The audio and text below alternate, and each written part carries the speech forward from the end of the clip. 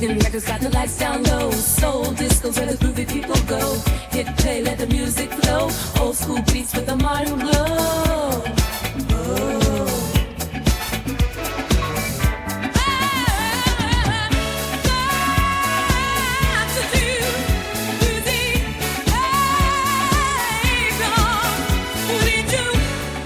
Hello everybody and a very warm welcome back to the latest episode of Hidden Jewels of Soul and Disco. In this week's episode I'm featuring a group which really lives up to their name, the Lovelites.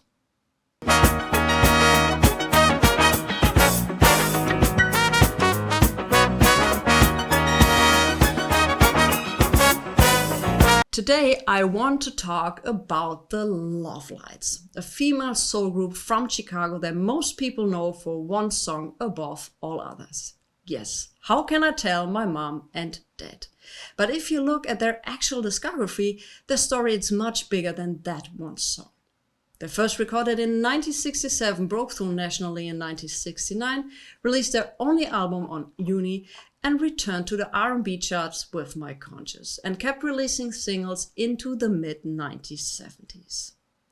The Lovelites' earliest documented lineup was Patty Hamilton, her sister Rosanna Patty, and Barbara Peterman.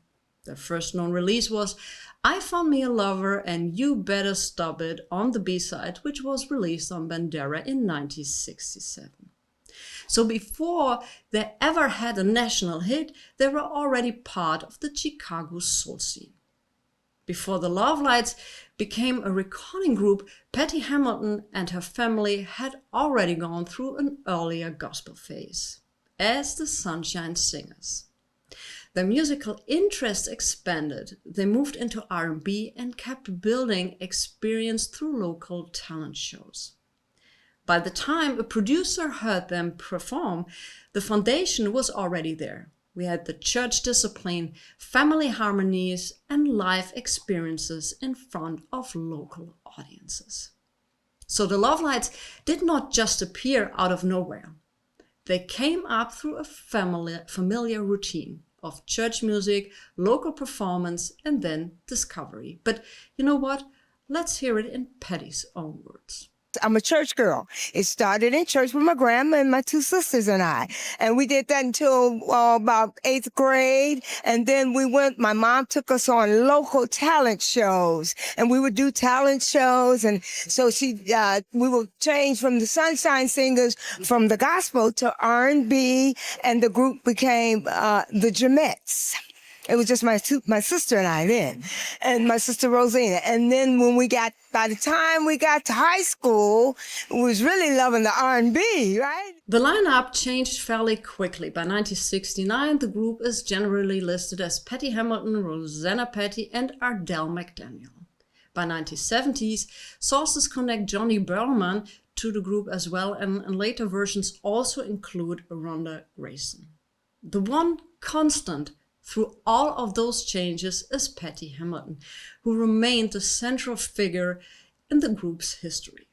Their breakthrough came in 1969 with How Can I Tell My Mom and Dad? Let's have a listen. Told me that he loved me and that our love was true. Oh, but when he made me mother to be, he disappeared. The record first appeared on Log 723 and then on VNYL 55181. The song is credited to Patty Hamilton and Clarence Johnson. This was the record that made the Lovelites national visible. It reached number 60 on the US pop chart and number 15 on the US R&B chart, making it their biggest crossover success and the song most listeners still associate with the group. Patty Hamilton wrote the song while still being very young, and the group members were still in high school when the record came out. Patty Hamilton later recalled that just how young the group still was at the time. Mom and Dad came out in 69. We were sophomores in high school. And from that moment on, it's been a love-light affair. That detail matters because it explains why the song feels so immediate. It was written by someone still close in the age to the people the song was speaking to. What made the song stand out was its subject matter. The safest and most accurate way to describe it is that it is a song about teen pregnancy, shame, fear, and the pressure of telling your parents about a life-changing situation. Patty Hamilton also explained what inspired the song. Because at that time, I would seem like I was a lot of my friends, a lot of women. It wasn't as busy as it is now. But look up, and I was just seeing so many people that was getting pregnant, and it really kind of bothered me. My thing was, my heart was kind of bothered with it, because my thing is, ladies, let's keep our worth as well as respect. Don't just let anything happen to us. We got to keep ourselves worthy and strong. So I wanted to send out a message that would at least reach their minds and their hearts so they could think about it. But it was really on me. I was so concerned because I love everybody. And so when I came up with the idea, and next thing you know, my producer wanted to record it in the studio because he was loving the message. And but I didn't know it was going to take off like it did. It just took off because that let me know that the timing was good.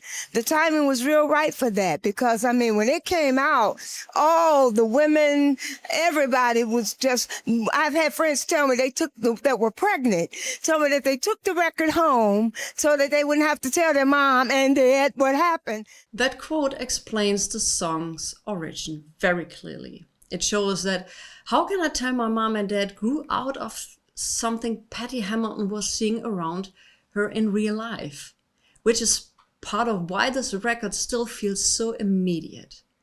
After the breakthrough, the Lovelites kept recording on Uni Records. In 1970, Uni released 2 different singles with different lead sides. Who You Gonna Hurt Now and This Love Is Real. Now, who you gonna hurt now? You gonna hurt now? You gonna hurt now, baby? Now who you gonna run to with my love? You've been hurt so bad,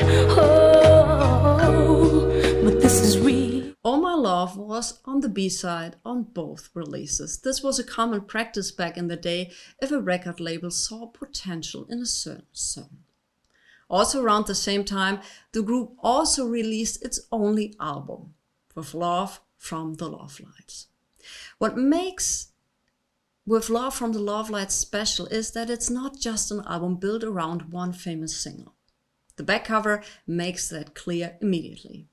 Alongside How Can I Tell My Mom and Dad, the LP also includes tracks like Oh My Love, This Love Is Real, and Who You Gonna Hurt Now, showing a much broader picture of the group. It also matters that Patty Hamilton appears in the songwriting credits, including Oh My Love and How Can I Tell My Mom and Dad, which means the album reflects her own creative voice as well as her lead vocals. I also want to point out that back in the day, being a female, writing songs and being able to help create the songs, and your name has actually been written as a co-writer on the record and on the label, that wasn't very common. And just as important, the record has a strong internal identity. It was produced by Clarence Johnson and Johnny Cameron, arranged by Johnny Cameron and recorded in Chicago at Stereosonic Recording Studio. Another interesting detail about the album is how tight focused it is. It is a 12-track LP built in the classic short song format, which gives it the feel of a concentrated Chicago soul statement rather than a padded album. And because it remained the group's only proper album and went decades without a vinyl reissue, it came to occupy a much bigger place in collectors' culture than its original commercial profile might suggest. That long gap is one of the reasons original copies became collector pieces. And well, here it is in all of its 1970s glory. I wish that the price sticker of $2.49 would still be accurate. If you want to have an original copy of this album nowadays, it's at least a couple of hundreds of dollars or euro, if you find one. Let me show you the back. And as I already mentioned, there is a reissue out there. I haven't heard it myself, so I can't give you any clue about the sound quality of this reissue. But if you want to have it on vinyl and don't want to spend so much money, this is a great alternative. It's also available on Spotify and on YouTube. And by the way, I love this 1970s cover art and also this absolutely stunning picture of the ladies on the back. But, let's continue. The next major title in their story was My Conscience.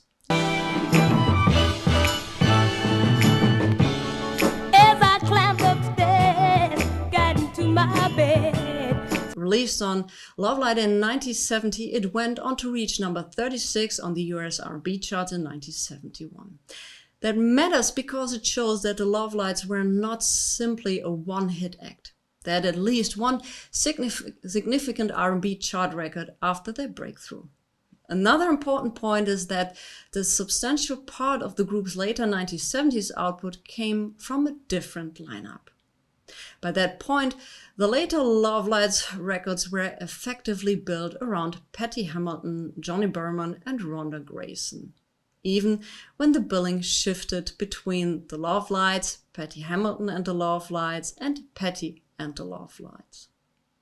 The later lineup is tied to a substantial part of the group's 1970s output. As the Lovelites, they released Bumpy Road Ahead, Love is Pretty in 1971. As Patty Hamilton and the Lovelites, they released The Way That You Treat Me, Baby, and on the B-side, My Baby Loves Me in 1972. And as Patty and the Lovelites, they followed with I'm the One That You Need. On the B-side, we have Love Bandit and Is That Loving in Your Heart? On the B-side, we've got The Real Thing in 1972. The same later phase also includes Oh My Love, Love So Strong in 1973. The run extended as far as 1975 with Get It Off My Conscience and Oh What a Day. The Lovelites were not just a group with one hit in 1969, they were a Chicago soul act with a documented run of singles across the first half of the 1970s, including an important second chapter with a changed lineup. The catalog kept returning to real emotional situations: vulnerability, guilt, romance tensions, conscience, and difficult choices. Patty Hamilton later summed the group's songwriting approach this way. I feel grateful. I feel grateful and thankful that everyone still enjoys listening to the Lovelight songs and still want to see us perform the songs. Because as I say, a lot of the songs were about life experiences. And so I think that had a lot to do with the continuance of it to this day. Because like you say, it can relate to situations right now. The line captures the group especially well.